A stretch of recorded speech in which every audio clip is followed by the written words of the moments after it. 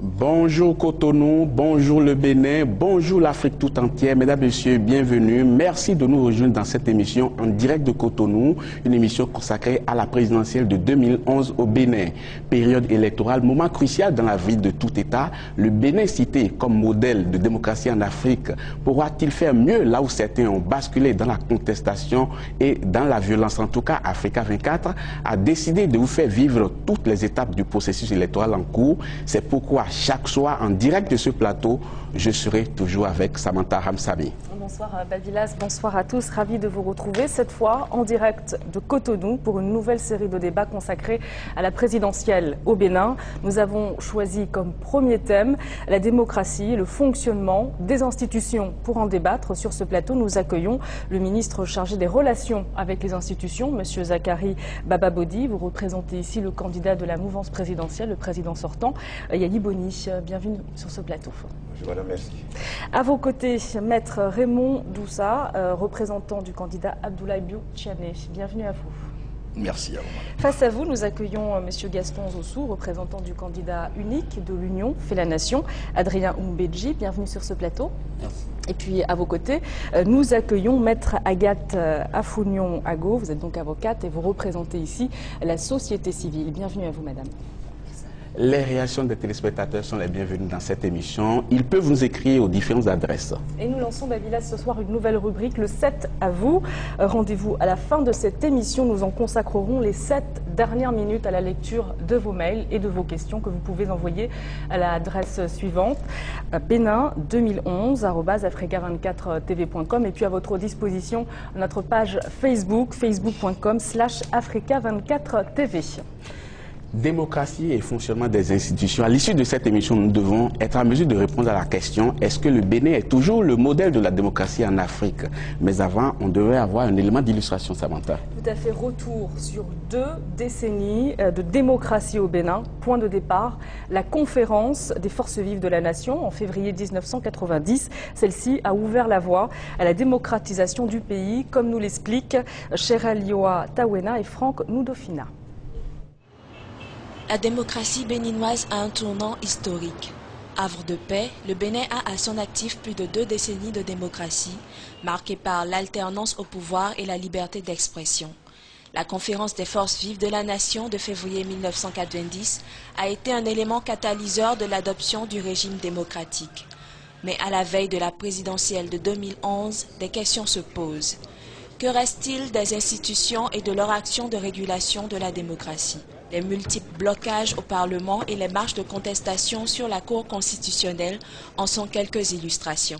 On ne peut pas dire actuellement qu'il n'y a pas de démocratie au Bénin, mais seulement que les institutions sont en train de recevoir des coups. Il y a la démocratie au Bénin, dans la mesure où la liberté d'expression demeure, où chacun peut dire ce qu'il pense librement de son pays.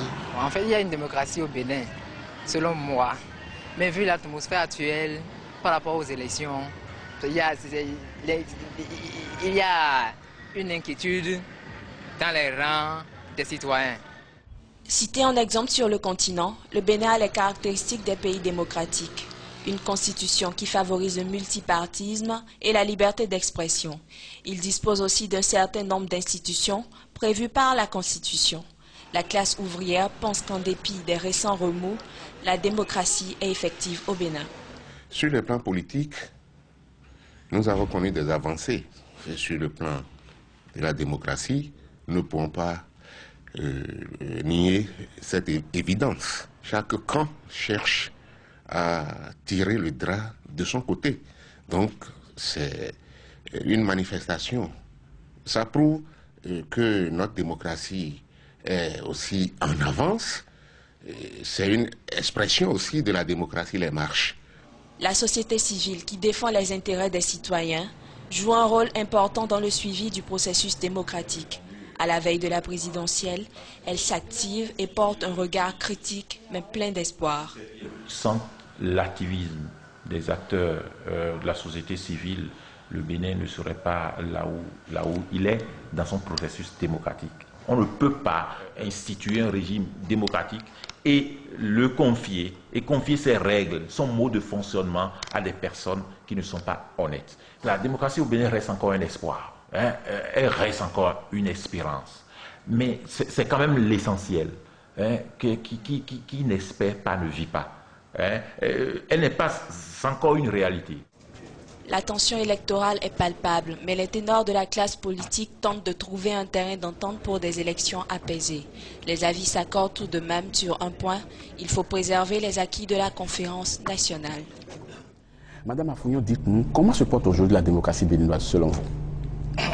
Moi, je dirais tout de suite que la démocratie béninoise se porte très bien. Elle traverse des secousses, comme toute démocratie, comme toute structure humaine. Mais à mon avis, elle se porte bien parce que chaque personne s'empare des dispositions légales et exerce, selon sa compréhension, le rôle qui lui est dévolu. Et donc, en ce qui me concerne, la démocratie béninoise, elle se porte bien. Le jeu démocratique, il se joue très bien. Et j'espère que la fin de ce jeu-là, actuellement, on a les élections de 2011, ça va encore rehausser le Bénin. Et que le Bénin va encore apparaître comme un meilleur exemple, va confirmer ce qu'il était, mais en apportera encore au monde entier. Maître Dossa, est-ce qu'à l'issue de ces élections, le Bénin va confirmer son statut sur le continent de modèle démocratique? Merci, madame. Je ne saurais être aussi optimiste que ma consoeur pour un ensemble de raisons. La première série, c'est que le film que nous venons d'écouter, le premier intervenant vous a dit « les institutions reçoivent des coups ». Le troisième intervenant vous a dit « il y a des inquiétudes dans les rangs des citoyens ».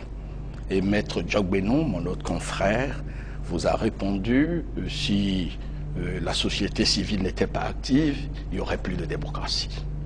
Alors, je pense que la démocratie est mise entre parenthèses depuis un certain nombre de temps par un certain nombre d'actions, si antidémocratiques, et si vous nous en offrez l'occasion, on y reviendra.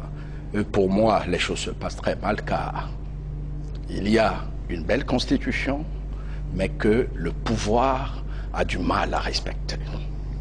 Les institutions sont mises sous cap, et c'est le président de la République lui-même qui l'a déclaré dans une émission publique lorsqu'il faisait son bilan à la nation, que lorsqu'il appuyait sur des pédales, le président de l'Assemblée répondait automatiquement.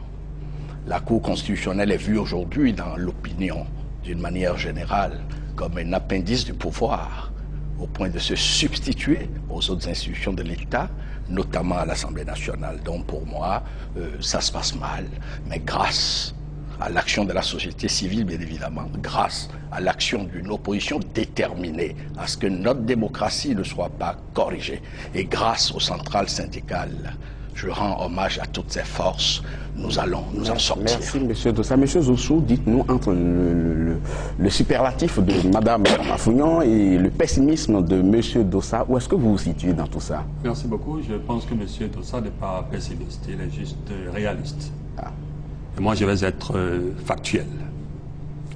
La démocratie, entre deux élections, se vit à travers la liberté.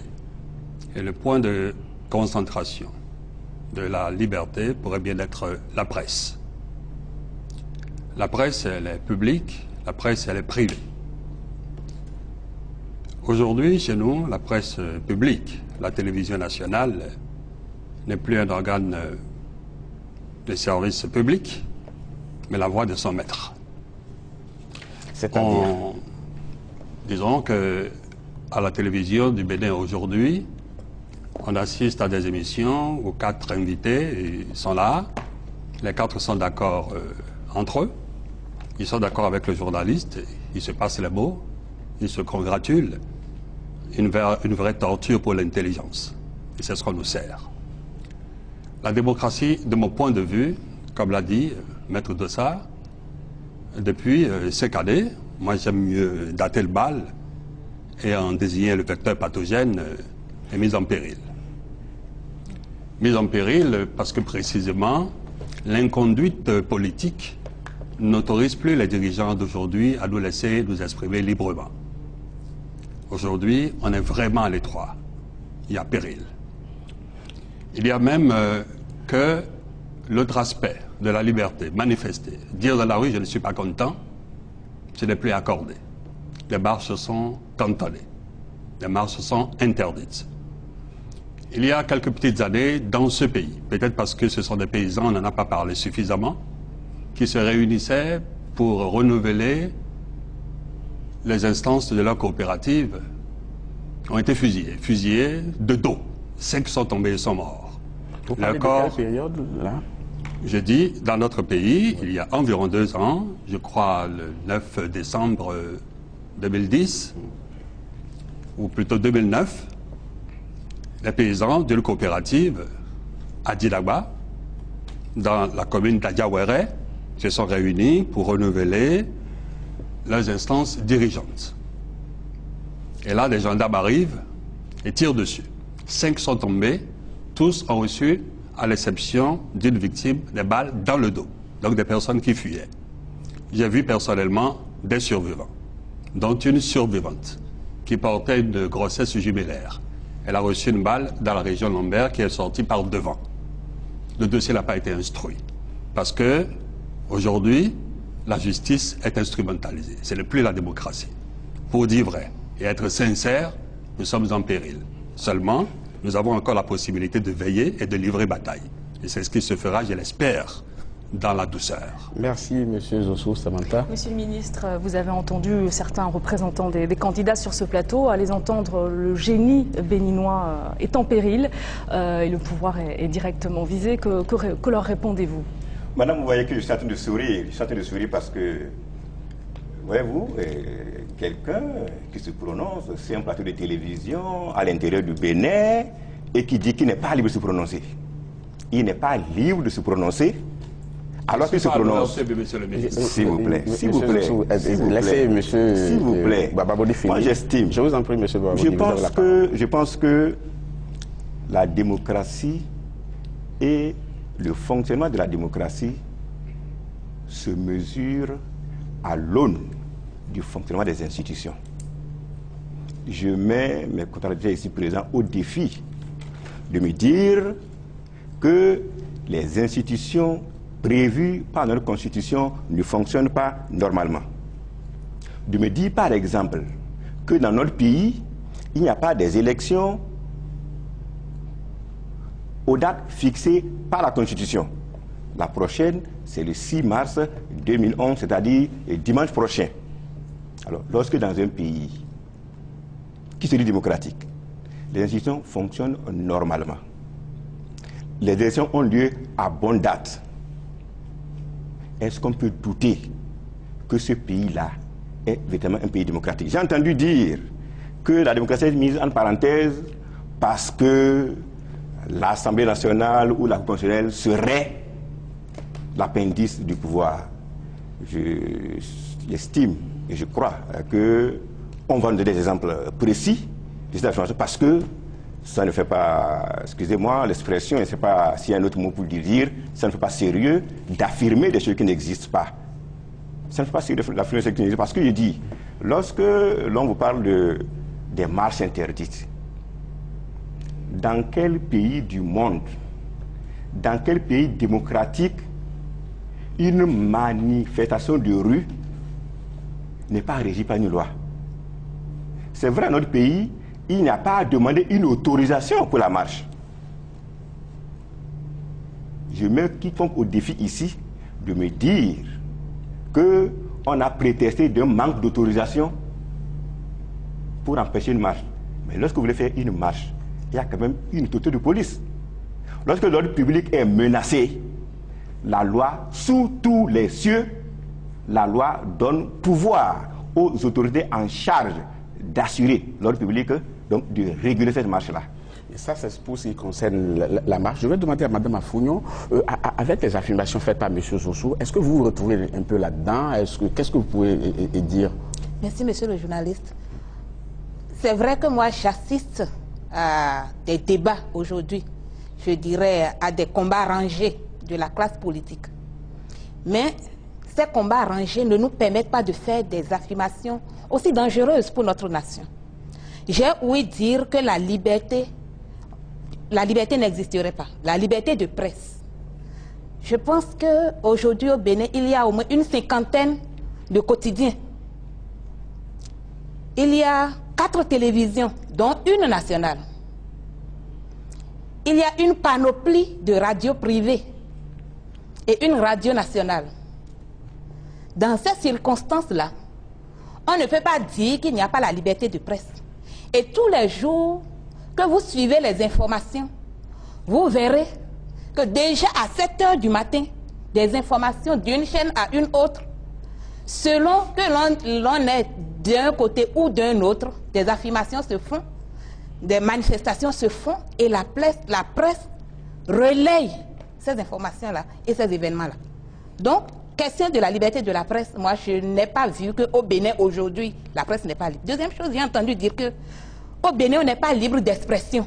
J'avoue que c'est la première fois que j'entends ça depuis près de 20 ans, que le système démocratique est enclenché au Bénin.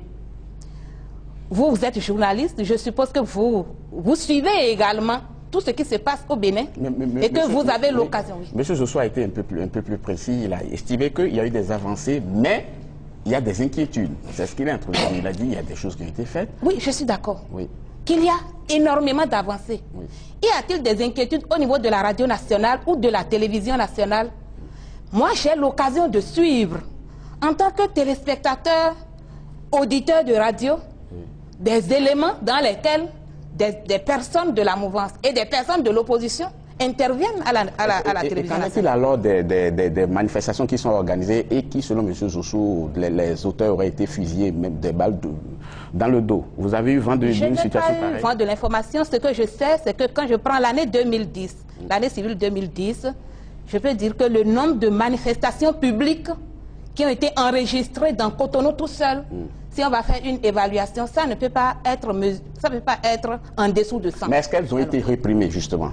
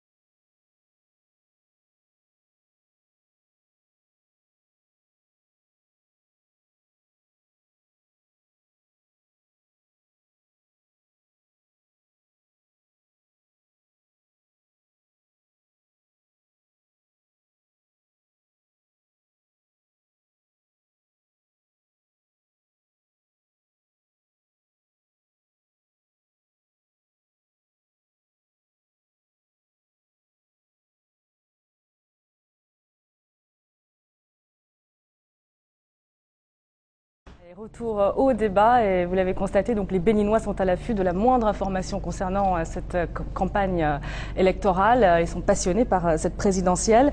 Monsieur Dossa, quelle est votre appréciation du traitement médiatique de cette première quinzaine électorale? Est-ce que vous pensez que la presse privée se montre à la hauteur de sa tâche?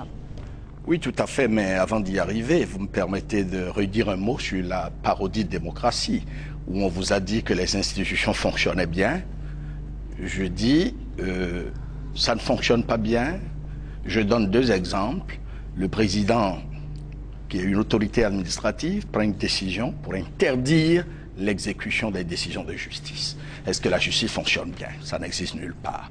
L'Assemblée nationale, il est en conflit permanent avec l'Assemblée, au point où il n'arrive plus à faire grand-chose. Au point où la Cour constitutionnelle, qui est aux ordres, tout le monde le sait dans le pays, en est venue à prendre une décision qui substitue le président de l'Assemblée à l'Assemblée plénière.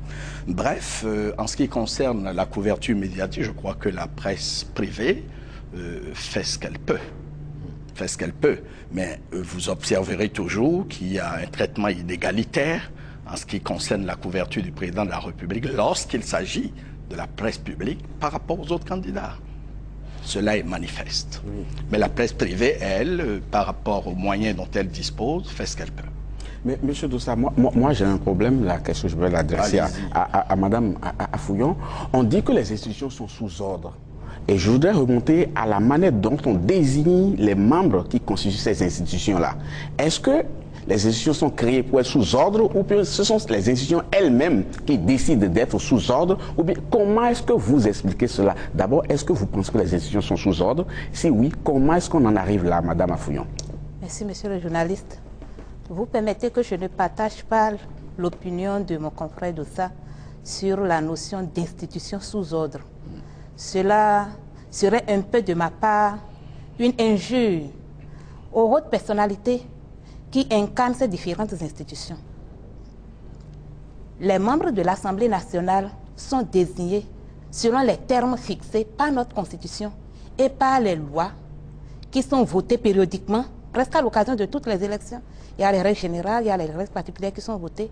Et donc, les députés sont élus directement par le peuple. C'est la Constitution de notre pays, ensemble avec le règlement intérieur de l'Assemblée, qui dicte la manière de la désignation des membres du bureau de l'Assemblée nationale et les autres structures qui composent l'Assemblée nationale. De ce point de vue, je ne vois pas le rôle spécifique d'une institution étrangère dans l'organisation interne de l'Assemblée nationale et donc de son fonctionnement. Lorsque je prends la Cour constitutionnelle, c'est bien notre Constitution qui a attribué, qui a conféré les attributions de la Cour constitutionnelle, les limites, mais également la force de ces décisions, la force des décisions prises par la Cour constitutionnelle. Et lorsque j'écoute les débats, la notion d'institution sous ordre vient du fait que quand une décision est rendue ou qu'un acte est posé par une institution de la République, qu'elle s'appelle Assemblée nationale, qu'elle s'appelle Cour constitutionnelle, qu'elle s'appelle Haute autorité de l'audiovisuel et de la communication ou Conseil économique et social, selon que la décision arrange une partie ou une autre, la qualification est donnée. En ce qui me concerne, je ne pense pas que les institutions soient sous ordre. Mais ce que je constate, c'est que la désignation des membres de chacune de ces institutions se base sur la loi, en premier sur la Constitution, sur les lois organismes et sur l'ensemble des textes qui accompagnent. Merci, Mme Afouillon. Monsieur Zossou, dites-nous, comment est-ce qu'une institution arrive à se mettre sous ordre? Parce que est-ce que c'est le législateur qui avait prévu que telle institution est au-dessus d'une autre? Sinon, comment est-ce que ça se fait? Est-ce que les gens qui composent ces institutions-là ne sont pas suffisamment autonomes et libres? Un des éléments essentiels de la démocratie, c'est précisément la séparation des pouvoirs. Absolument. Mais dans notre pays, c'est de l'autorité publique, de manière systématique, les autres institutions de contre-pouvoir sont caporalisées par l'exécutif. L'éviction de l'exécutif dans les décisions judiciaires est systématique pour faire des ennuis aux ennemis politiques. Le juge peut dire, lâchez-le, et on joue avec ses procureurs et ses substituts pour dire, maintenez-le. C'est constant. Vous pensez que les substituts ne sont pas suffisamment libres d'exercer librement leur fonction? Ils les utilisent, après ils les foutent en prison, ils nous les livrent en victimes sacrificielles. Est-ce que vous avez un exemple précis? Bien sûr, c'est constant. Je donne des noms. Monsieur Sefoufa Bohou a quand même une décision de justice disant c'est bon. Mais on a su faire appel, c'est systématique. On a fait pareil à monsieur Adovelandé. Vous pouvez rentrer chez vous, mais le gouvernement sait toujours faire appel. Ils sont toujours aux aguets pour faire appel. C'est tout le temps le maire de Dango, monsieur Yonofon. On a dit il peut partir, on parle avec les substituts, on parle avec des juges, bien sûr, pour les maintenir. Les populations en souffrent, le peuple en souffre. Ce gouvernement n'a jamais su se hisser à la bonne hauteur de ce que c'est que la culture démocratique. Quand je dis par exemple, la HAC dit... Finissez là-dessus, je vous en prie, oui. Quand je dis, la HAC dit diffuser l'investiture des autres. On ne diffuse pas, c'est terminé. Elle dit de la bouche. En fait, on se moque de nous. S'il vous plaît, je voudrais que vous sachiez, mais avec humilité, hein, qu'il y a un niveau de pourriture. Une fois qu'il est atteint par un système politique, il est obligé de bâillonner la presse et de bâillonner les adversaires. Nous l'avons largement atteint. Mais la presse privée, elle est sur le territoire béninois, elle exerce librement ses activités, non? Vous savez ce qu'on appelle presse privée, je respecte tout ce que dit madame, ils sont nombreux, mais il y en a qui émargent au gouvernement. Il y en a qui émargent même dans des administrations militaires, comme les services secrets. Que certains émargent aussi du côté de certaines formations politiques. Je dis qu'il y a des journaux qui émargent au niveau des services de renseignement de notre pays. Et cette presse-là... Ce que j'aurais voulu, qu'on me poursuive pour les fautes que je commettrai ici et qu'on me poursuive moi. On aura au moins honte de savoir qu'on est en train de tricher parce qu'on sait que l'on est dans un tel système. Mais la question que j'allais vous poser de manière précise, pour quel intérêt les gens qui composent une institution se donneraient le plaisir de ne pas défendre légalement et rigoureusement l'institution dans laquelle ils sont présents? S'il vous plaît. Si le président de l'Assemblée nationale est membre du parti du président... 30 secondes, s'il vous plaît, parce qu'on n'a pas beaucoup Juste de temps. 30 secondes. Oui, s'il vous plaît. Ah, mais là, c'est difficile. Qu'est-ce qu'on peut dire en 30 secondes? Non, essayez quand même, essayez déjà. Qu'est-ce qu'on peut dire en 30 secondes? On peut le faire par vice, on peut le faire parce qu'on est crapule aussi. Je veux dire, parce qu'on reçoit des prestations obscures. Écoutez, tout le monde sait aujourd'hui, ou si vous préférez, que la Cour constitutionnelle soit partiale ou non, ce n'est pas le plus important. Le plus important, c'est que la question soit posée. Si on demande aujourd'hui, si on se pose la question aujourd'hui dans l'opinion, de manière étendue, sur l'impartialité de la Cour, il y a déjà catastrophe. Si on montre médecin et on nous demande, ce médecin-là, est-il un soignant ou est-il un tueur à gages, c'est déjà la catastrophe pour ce médecin. Aujourd'hui, on s'interroge sur la partialité de la Cour. Est-ce que cette Cour-là est un arbitre ou un attaquant de pointe pour une des deux équipes? Merci beaucoup. C'est là le problème. Samantha, oui. Donc on a évoqué les institutions du Bénin. Vous avez dit tout à l'heure qu'elles fonctionnaient. Hein. Parlez-nous un peu du Parlement. Dites-nous, ce Parlement, il est aux ordres de qui? Je note, madame, que tout à l'heure, on a reproché, dans un pays démocratique, on a reproché au gouvernement de faire usage des droits que lui confèrent les lois de la République. On a reproché donc au gouvernement de faire appel d'une décision rendue par la justice qui ne le satisfait pas. C'est un droit reconnu. Lorsque vous allez devant le juge, que vous perdez le procès, vous avez le droit de relever appel. Je note qu'on fait le reproche dans un pays démocratique. Un démocrate fait le reproche à un justiciable, fut-il le gouvernement, d'exercer les voies de recours. Je dis, lorsqu'on veut parler d'institutions sous cap, Ce n'est pas exact, madame. Malheureusement. Oui, monsieur Soussou parle également d'émissions régulières dans les fonctions des autres institutions. Une chose est d'affirmer, l'autre est de le prouver. Est-ce qu'il y a une émission de temps à autre? Je dis non. Je vais vous expliquer. Voyez-vous? Très rapidement, on n'a plus beaucoup de temps. Lorsque nous prenons, madame a rappelé tout tantôt, comment est-ce que l'Assemblée nationale est composée. C'est-à-dire, c'est des députés qui sont élus directement par le peuple. Le chef de l'État est aussi élu directement par le peuple. Mais les autres institutions, notamment la Cour constitutionnelle, puisque qu'il s'agit, cette institution est meublée par des personnes désignées aussi bien par le Parlement que par le gouvernement, par le chef de l'État précisément. Et je vais rappeler que chez nous au Bénin, la Cour constitutionnelle compte 7 membres. Et sur les 7, 4 proviennent de l'Assemblée nationale. Et je vais rappeler que dans notre pays, le chef de l'État, le président Boni, n'a pas la majorité à l'Assemblée nationale.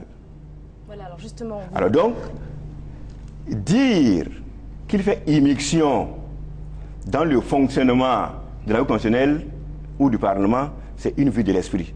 En revanche, ce que je pourrais dire... Et vous finissez là-dessus, monsieur. Mais c'est que Babodi, s'il vous plaît. c'est une institution qui est chargée de réguler le fonctionnement des institutions.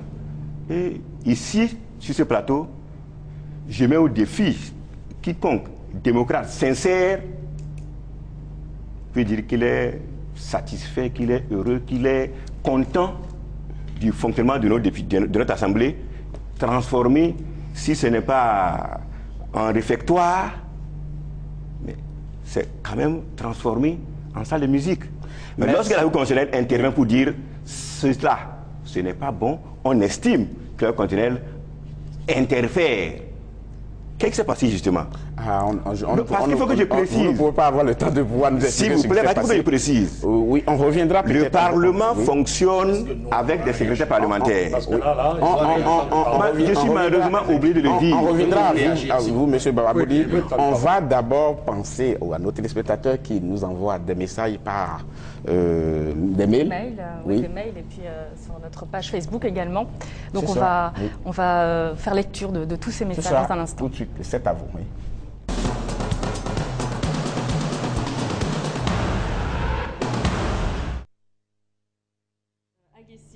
Qui nous a envoyé un mail que je vais lire. Tout d'abord, je voudrais vous remercier pour avoir organisé ce débat qui permet à nous, Béninois de l'étranger, de nous imprégner des réalités politiques du pays. Je souhaiterais que les représentants des candidats nous informent un peu sur leur programme de gouvernement. La date du 6 mars sera-t-elle effective pour le premier tour? Ceux qui n'ont pas été enrôlés, ils ont quel délai pour le faire?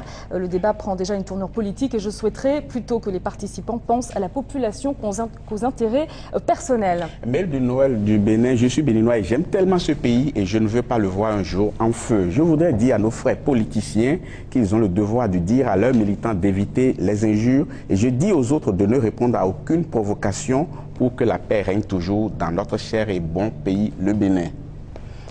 Un mail de Florent Hoquet qui vit aux États-Unis. Ne serait-il pas judicieux que la Cour constitutionnelle pour les élections soit représentée au sein de la Sénat dès le jour de vote et en retour que les anciens présidents de la République du Bénin soient d'office membres de cette Cour afin que celle-ci ne devienne pas le prolongement de l'exécutif comme on l'a vu en Côte d'Ivoire?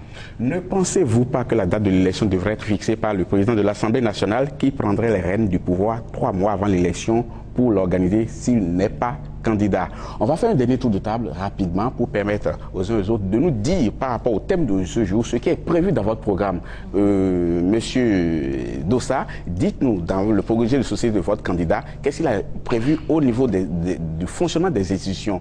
Est-ce qu'il y aura des réformes à faire? Très rapidement, c'est 40 secondes. Tout à fait, puisque le socle de la démocratie, c'est la Constitution, et nous avons une belle Constitution qui, malheureusement, est toujours violée.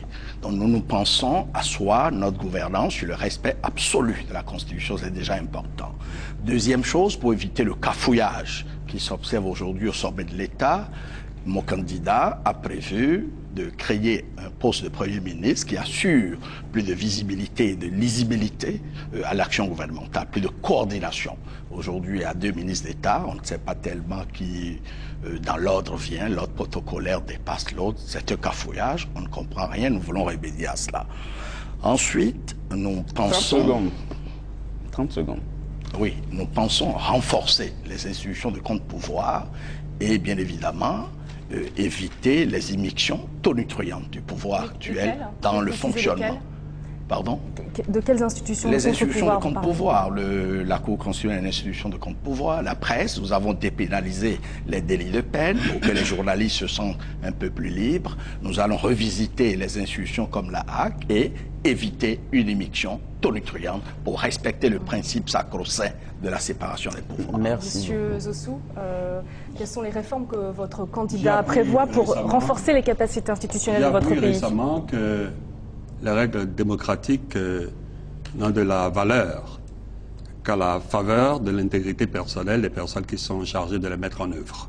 Nous allons revenir de manière systématique aux fondamentaux de la démocratie, la séparation des pouvoirs.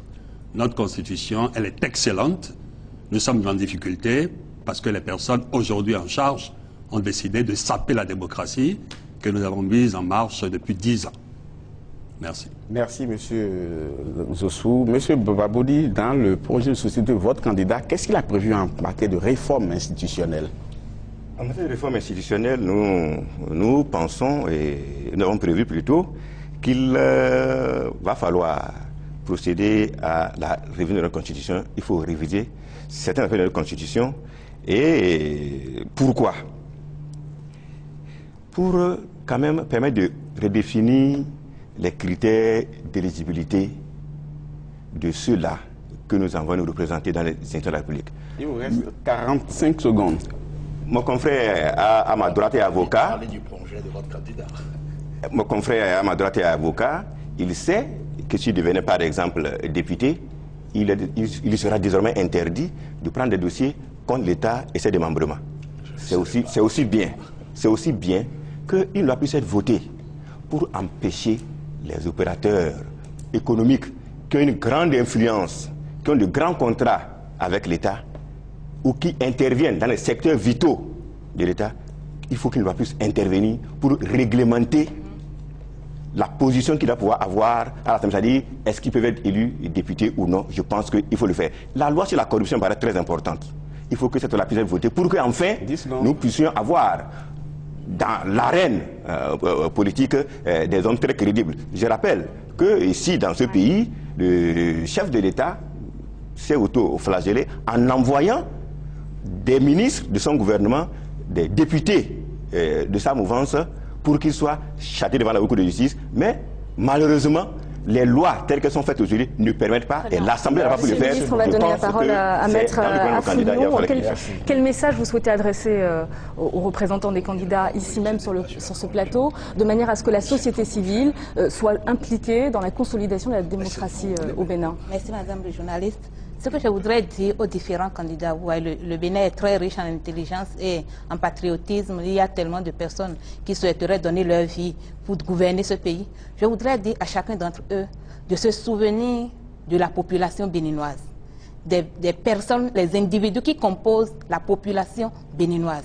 Et donc, dans leur programme de société, ils sachent que lorsque la population leur donne, leur délègue son pouvoir, c'est bien sûr pour l'exercer dans l'intérêt de cette population. Donc je voudrais inviter chacun d'entre eux à revoir, comme un spectateur l'a dit, à revoir ses propres intérêts à la baisse, au profit donc des intérêts de la population. Madame Affouillon, merci beaucoup. Voilà, Samantha, tout est bien qui finit. Notre prochain débat sera consacré aux infrastructures et au développement durable. Et vous pouvez envoyer vos questions et vos messages à l'adresse suivante benin2011@africa24tv.com. Et puis, vous avez à votre disposition notre page Facebook également.